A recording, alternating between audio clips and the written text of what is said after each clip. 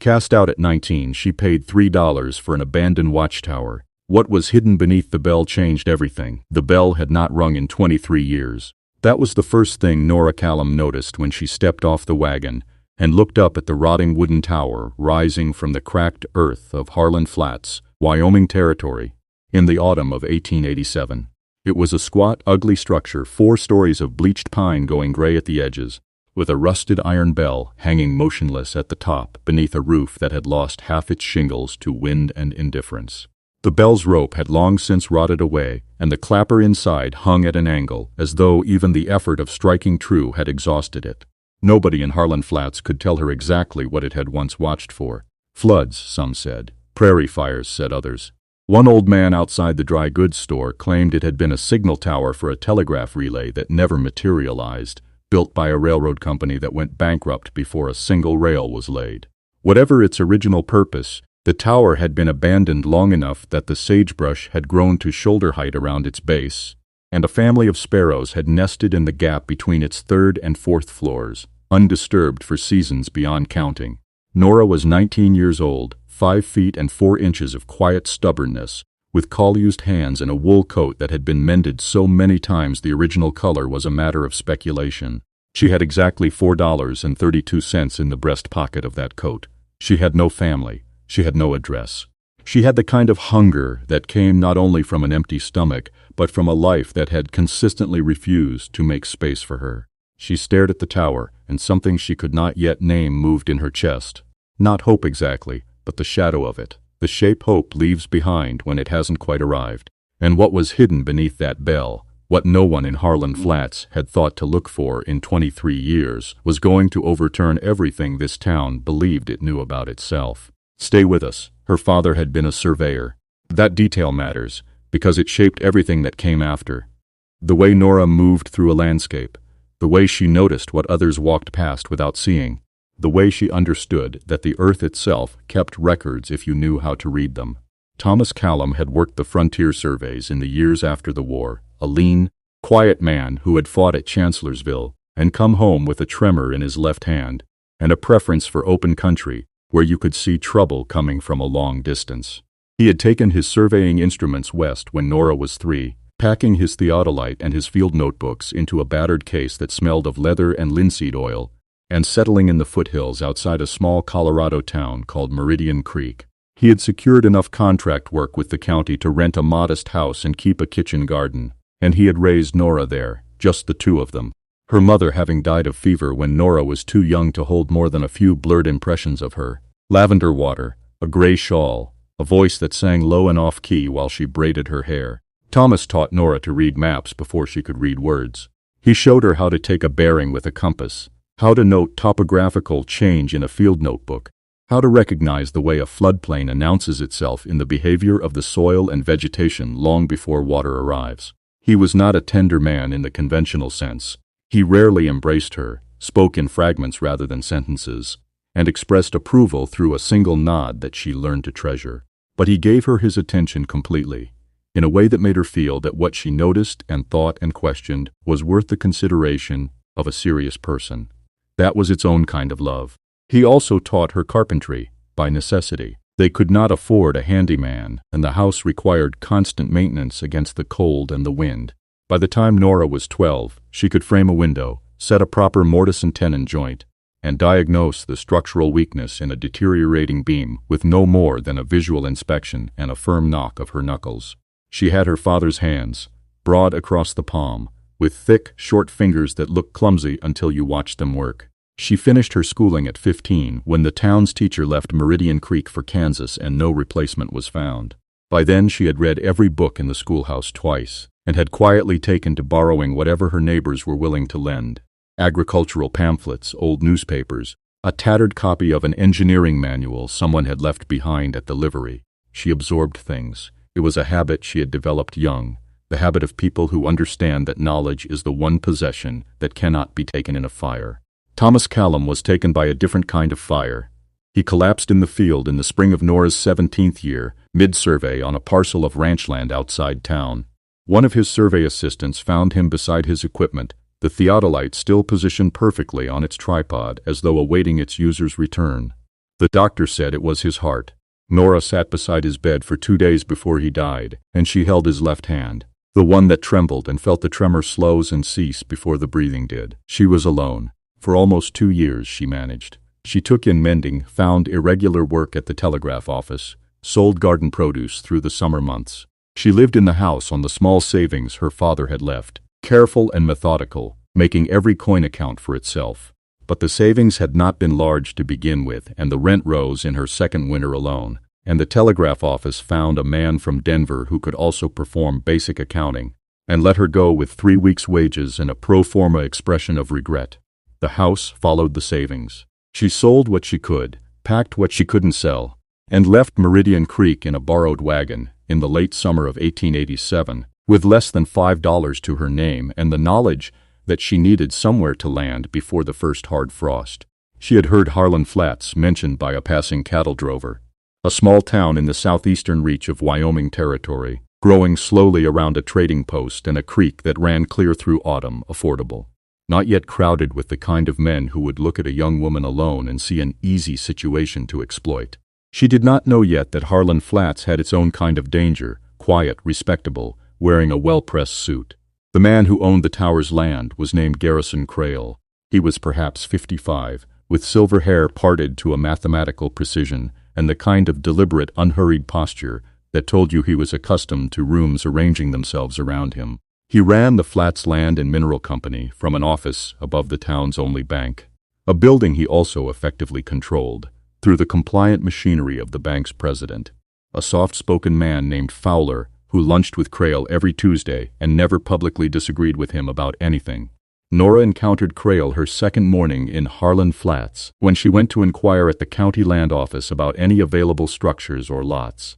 The land office was a single room in the back of the post office, staffed by a clerk named Denny, who smelled of pipe tobacco and kept his records in a system of apparent disorder that he alone could navigate. It was Denny who mentioned the tower.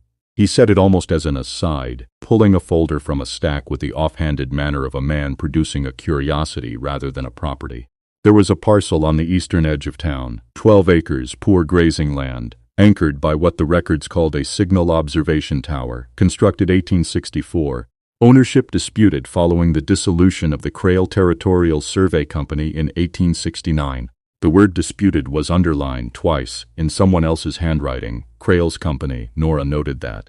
The asking price for the tower and its surrounding parcel, if anyone cared to resolve the dispute and acquire clear title, was $3. Denny said this with a small, apologetic smile, as if warning her not to bother. He added that Mr. Crail had made noises about acquiring the parcel himself, to fold it into a larger holding, but had never actually completed the purchase, which Denny privately suspected was because Crail had no real use for 12 acres of scrub and a derelict tower, and buying it was simply not worth the paperwork. Nora asked to see the full record. Denny blinked at her. Most people did not ask to see the full record. Most people asked him to summarize it. She read every page. It took 2 hours. Denny, after the first 20 minutes, stopped hovering and went back to his pipe. She walked out to the tower that afternoon, alone, in the flat October light. The sagebrush caught at her skirt. The sparrows erupted from the gap in the 3rd floor as she approached, a sudden storm of wings against the pale sky, and then the land was quiet again, with only the wind working at the loose shingles and the distant sound of the creek to the west. She stood at the base of the tower and put both palms flat against the weathered pine of the exterior wall. The wood was dry but not rotten through. She could feel that. It had been well-seasoned timber to begin with, and the construction, from what she could see, was solid. Mortise and tenon at the corner joints, properly seated. Her father's voice in her memory, a structure built right will outlast its builders by a century if you give it half a chance. She walked the perimeter slowly. She noted the foundation, not stone but timber pilings sunk deep into the earth, 6 of them visible, set in pairs. She noted the ladder rungs up the interior, glimpsed through the warped open door, still intact. She noted the iron bell above, oxidized to a deep reddish brown, hanging from a yoke that had been forged, not cast, stronger for it. Then she looked at the ground around the base, and she stopped. The earth at the northwest corner of the tower was subtly different in color and texture from the surrounding soil. Not dramatically, not in a way that would catch a casual eye. But Nora had been trained to read ground. The slightly darker patch, perhaps 6 feet by 4, had been disturbed at some point and had not fully settled back to the surrounding grade. It might have been a water line, once. It might have been a repair to one of the pilings. It might have been nothing. She made a mental note of it and said nothing to anyone. She went back to Denny the next morning with $3 in coin. The men outside the dry goods store watched her carry her things down the road toward the tower that afternoon, with the particular quality of silence that serves as laughter in small towns. She heard one of them, she did not turn to look, say that she'd paid $3 for a pile of firewood, and that come January she'd have burned through it all and be sleeping in the creek. There was a low, rolling kind of amusement that followed her down the road for as long as the wind carried sound. Garrison Crail, when he learned of the purchase the following day, was not amused in the same way. According to Denny, who told her this much later, with the guilty relief of a man who had kept a secret too long, Crail had gone very still when he heard the news. He had asked, in a voice that Denny described as remarkably quiet, who had purchased the tower parcel. When Denny told him it was the young woman who had arrived the previous week, the one from Colorado, Crail had been quiet for a long moment and then said that the county records concerning that parcel were fragile and old, and he hoped they hadn't been disturbed. He had not asked Denny to do anything improper. He was too careful for that. But Denny had noticed the way he looked when he left, like a man who had just been reminded of something he had been working a long time to forget. The first week was about survival, and nothing else. Nora had enough lumber sense to identify which sections of the tower's interior needed immediate attention before she slept inside it. The first floor was sound. Those foundation pilings had done their job, and the planked floor was firm underfoot with only 2 boards that required replacement. She pulled them herself with a pry bar, borrowed from the livery, cut new ones from pine boards, bought for 40 cents at the lumber yard, and fitted them in an afternoon, the cold coming down fast as the sun dropped behind the western range. She bought a second-hand stove for $1.50 from a widow named Mrs. Eudora Patch, who lived on the south edge of town and had more stoves than rooms to put them in. The widow was a thick, blunt-fingered woman in her 60s who looked at Nora for a long moment when she came to collect the stove, and then, without being asked, sent her eldest son to help carry it. He was a taciturn young man named Eli who loaded the stove onto a borrowed handcart without speaking and delivered it to the tower without speaking and helped Nora set it in the corner without speaking. And then, when she handed him a 10-cent piece for his trouble, he looked at the floor of the first level and said, "You've put the flue elbow at the wrong angle. You'll get smoke back in here every time the wind comes from the north." He was right. He fixed it. He came back 2 days later, unprompted, with a coil of stovepipe he said was left over from something, and helped her extend the chimney above the roofline by 4 feet, which made all the difference. His name was Eli Patch. He was 23, and he had worked 6 years in the copper mines outside Butte before bad air in the lower shafts had left him with a persistent cough that made mine work inadvisable. He was now his mother's primary support and did whatever work the town offered, which was frequently not enough. He had the miner's habit of observation, the careful, systematic notice of anything that might mean danger, and Nora appreciated it without entirely trusting it yet, because she had learned early that trust was a thing built by accumulation rather than granted all at once. She was warm by the end of the week. She had food enough for 2 weeks in a pine box set outside the north window where the cold kept it. She had water from the creek, a quarter-mile east, carried in 2 buckets morning and evening. She had a cot from the general store, a blanket, a lantern, and a routine, and she had begun very quietly to study the tower. She started with what she could see. The tower's interior was 4 levels connected by a central ladder, not a staircase, a ladder, which told her the builders had prioritized access speed over comfort. Signal towers wanted someone at the top quickly. The first 2 levels were entirely open, with no evidence of permanent fixtures beyond some rusted bolt holes in the walls and a pair of horizontal wooden rails at ladder height on the second floor that might have once supported shelving. The 3rd level had a single locked door on its east wall, opening onto what would have been the exterior if there had been an exterior platform there. But there was no platform, just the door flush with the outside wall opening onto a drop. Someone had built a door that went nowhere, or somewhere that was no longer there. Nora measured the gap between the 3rd and 4th floors with a length of string and a pencil mark, then measured the same span from outside the tower at ground level. The exterior measurement was 14 inches shorter than the interior measurement. She checked her work twice, then a 3rd time. The measurements were consistent. Somewhere in the third level of the tower, there were 14 inches of space that did not appear to exist. She did not mention this to anyone for 3 days. She thought about it instead, turning it over at night beside the stove, listening to the wind move around the tower's corners. A false floor, perhaps, a hidden shelf or storage cavity. It was not unknown in frontier construction. Homesteaders and small business owners had been known to build concealed spaces into their structures for the same reasons people in all eras had done so. To keep something safe from theft, fire, from the casual inspection of people who had no business inspecting. On the 4th day, she went back to the 3rd level with a lantern and a carpenter's awl, and methodically knocked on every wall and every plank of the floor, listening for the change in sound that hollow space produces. The floor gave it to her, a section of perhaps 4 feet by 4 feet, directly beneath the motionless iron bell overhead, where the knock of her knuckles returned a note, a half-step lower and a half-breath quicker than the surrounding boards. She did not touch it further that evening. Instead, she sat with her back against the exterior wall of the 3rd level, lantern between her knees, and thought about the ground outside the northwest corner, the slightly darker patch of disturbed earth, the locked door that opened onto nothing, the 14 inches, and the fact that Garrison Crail, who had allowed this parcel to sit unacquired for nearly 2 decades, had gone still and quiet when he learned she had purchased it. What do you hide in a tower? What do you hide beneath a bell that no longer rings? She told Eli Patch on a Wednesday morning while he was helping her re-shingle the section of roof above the 4th level.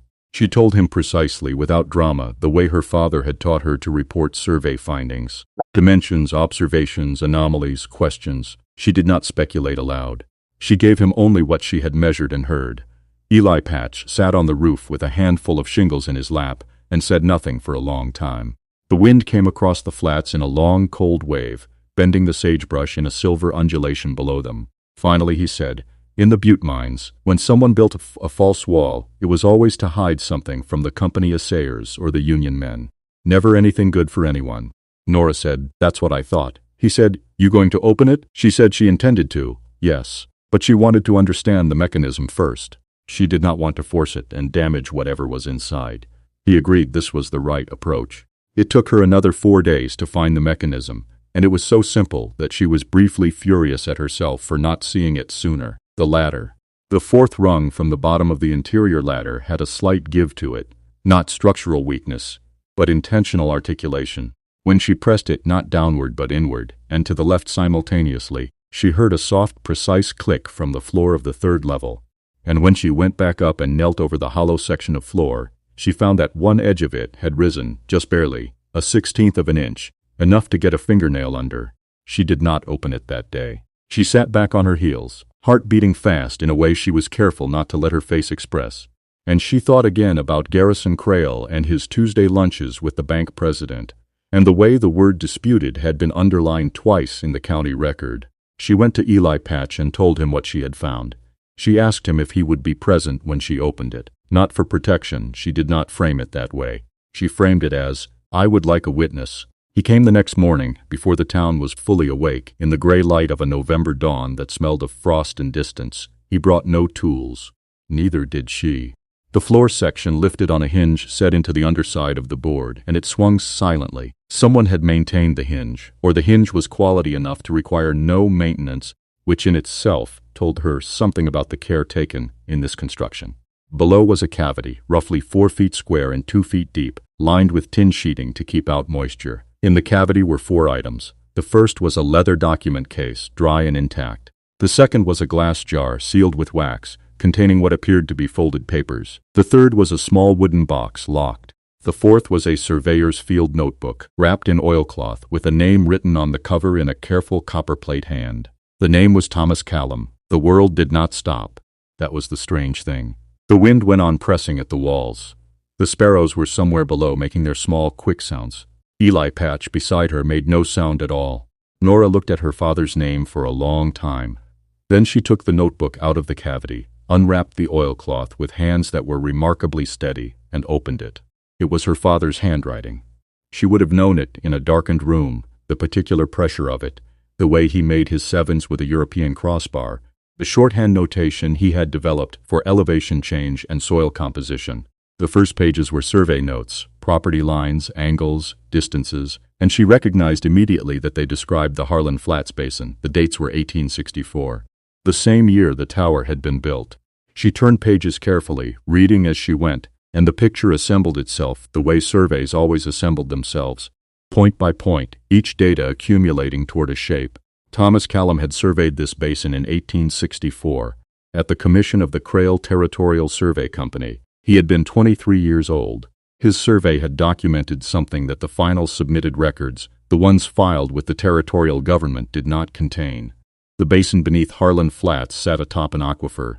Not a small one, a large one, extensive enough to support agriculture on a significant scale, at a time when the availability of water was the single determinative factor in the value of frontier land. The filed survey, the official record that had been used to sell parcels and establish the town, had noted only surface water. The creek, seasonal runoff. The aquifer had not appeared in the official record. Thomas Callum's field notebook contained a second set of calculations that showed precisely why. He had been instructed to omit it. The instruction was in the document case, a letter dated August 1864, signed by a man named Garrison Crail Sr., directing that the aquifer finding be excluded from the official filed survey and that all field notes pertaining to it be surrendered. There was, in the same case, a second letter, in a different hand, that appeared to be Thomas Callum's reply. He refused. He stated that filing a false survey was a criminal offense under territorial law. He stated that he intended to file an accurate record. There was no evidence that he had ever been allowed to do so. The sealed jar contained a land deed, not for the tower parcel, but for the full basin. 312 acres, issued in 1864 to Garrison Crail Sr. at a price set by an assessment that had excluded the aquifer. The land was worth a fraction of what it would have been worth with the aquifer disclosed. And Crail had known the aquifer was there when he acquired it. The locked wooden box required the awl and 15 minutes of patient work at the lock mechanism before Nora felt it give. Inside was a smaller leather pouch, and inside that pouch were two things: a signed and witnessed affidavit from Thomas Callum describing the survey falsification, dated September 1864, and a document she did not immediately recognize until she read the header and understood. It was an easement agreement. Her father, 23 years old, alone on the frontier, frightened and principled, had managed to secure a signed legal easement granting water rights from the Harlan Flats aquifer to any future holder of this tower parcel. It had been witnessed by a federal territorial land officer, whose name she did not recognize, but whose seal was intact. The document had apparently been too dangerous to file openly, so her father had hidden it here, in the tower where he had been working when the Crails had first pressured him. He had hidden it, and he had left it, and he had gone back to Colorado, where he had spent the rest of his life doing honest work and never speaking, as far as Nora knew, of any of this. Had he not told her because he was afraid, because he thought the Crails were too powerful, because he hoped the truth would keep until it was needed by someone who could use it safely? She sat on the floor of the third level with her father's field notebook in her lap and looked out through the warped slats of the wall at the November sky, which was a pale, flat gray, enormous above the plain, and she felt something that was not grief, but lived in grief's neighborhood, the particular weight of understanding a person after it was too late to tell them what you understood. Eli Patch sat across from her. He did not speak. It was one of the things she had come to value about him.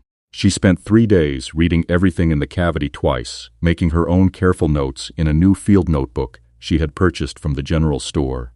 She cross-referenced her father's survey dimensions against the county land records she had read in Denny's office. Her memory for numbers was precise, and confirmed, line by line, that the official filed survey and her father's field survey diverged in exactly the ways the concealed documents described. On the 4th day, she walked to Denny's office at the post office and asked to see the original 1864 survey filings. Denny went to get them and came back a few minutes later looking puzzled.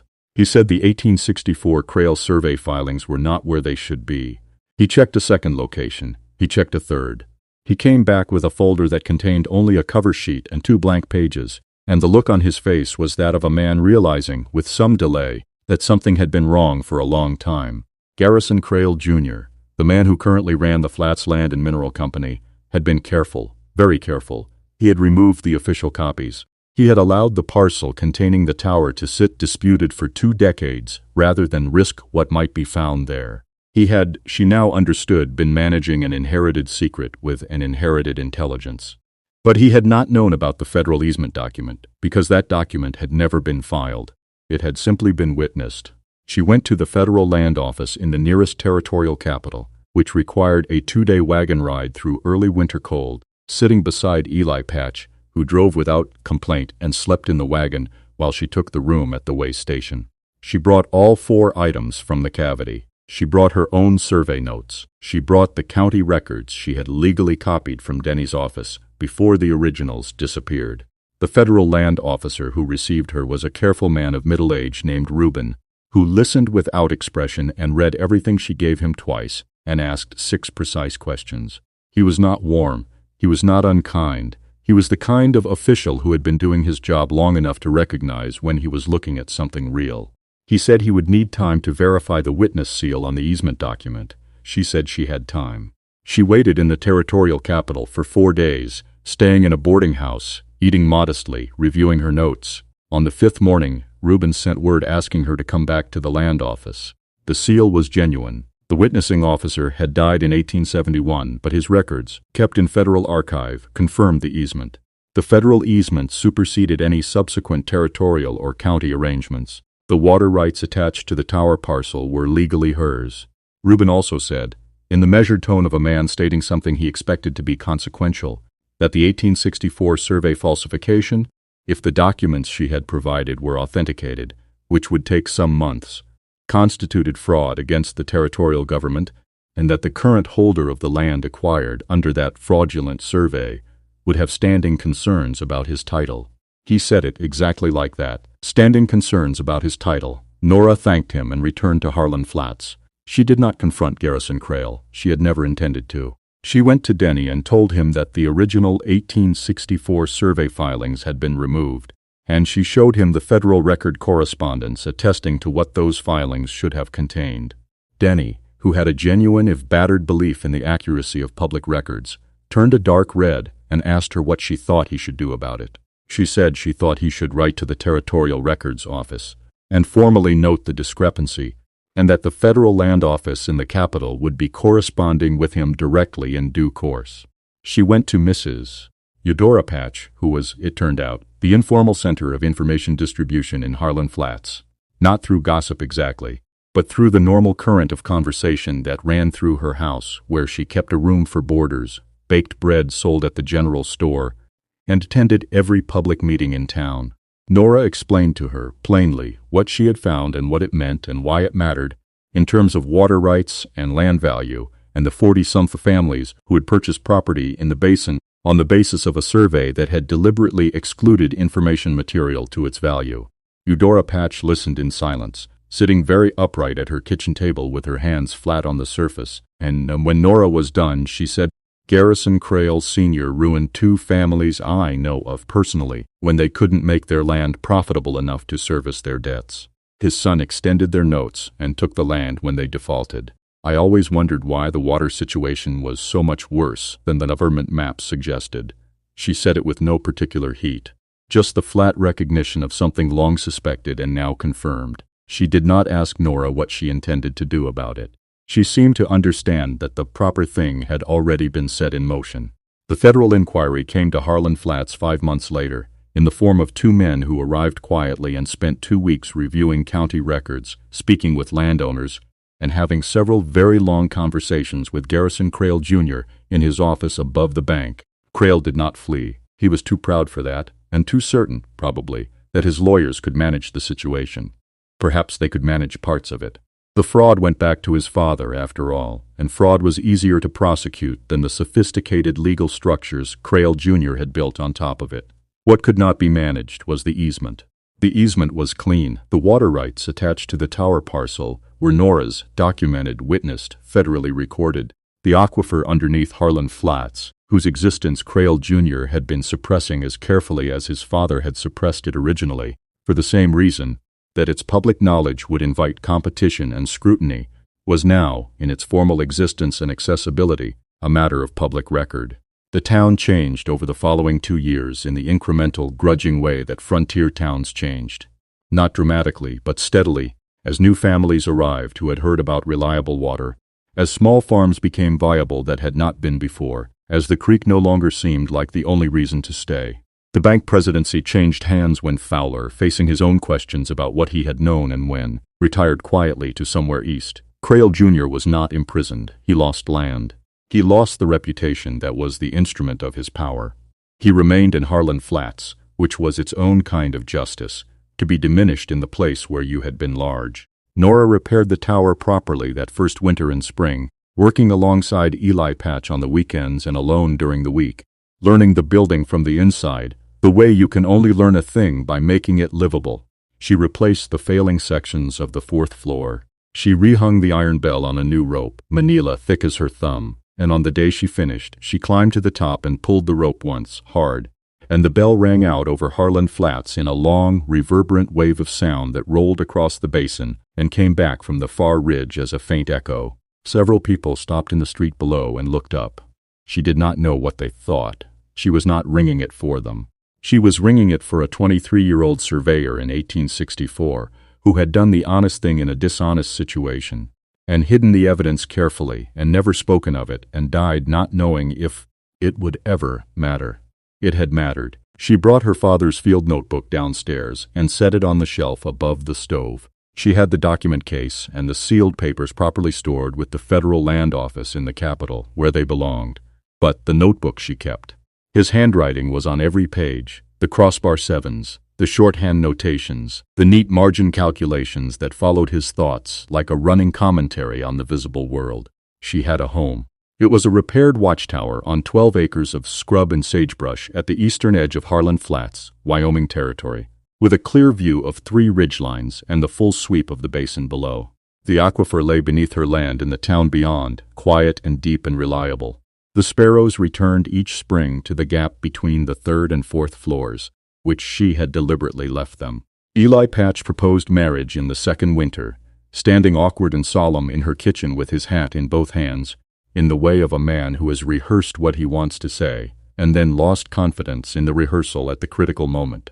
She said yes, not because she needed rescue, but because she had spent long enough alone to know the difference between solitude chosen and solitude endured, and because she had watched him for nearly a year and found nothing in him that she did not trust.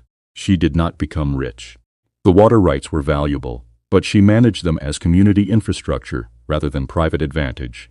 Working with the new county surveyor, a position created in part by the disruption the federal inquiry had caused in the Land Records Office, to properly document the basin's water access for all, the families who had been farming it blind.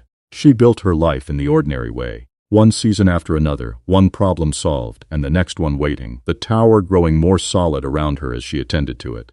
She learned the basin's weather patterns and began keeping records, temperature, precipitation, soil moisture, in field notebooks that accumulated on the shelf above the stove alongside her father's. She corresponded with the Federal Land Office. She helped 3 families navigate their water access claims.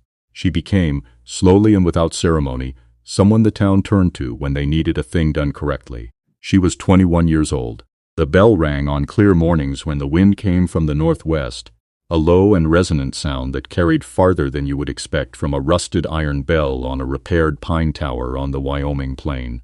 People who heard it, who had lived in Harlan Flats through all the years of its silence, said it sounded different than it used to, clearer perhaps, or simply present in a way that had been absent for a long time. Perhaps that was true. Perhaps the difference was only that someone had put their hands to the rope who cared what the bell said. Nora Callum thought, on the morning she heard it, of her father's notebook open to its first page, where the very first survey notation read, "Begin where the ground tells you to begin." She had done exactly that. Thank you for joining us on this journey through Nora's story. Before you go, we'd love to know, have you ever discovered something that reframed everything you thought you knew about your own past? A letter, a document, a conversation that arrived too late and yet somehow exactly on time. Tell us in the comments.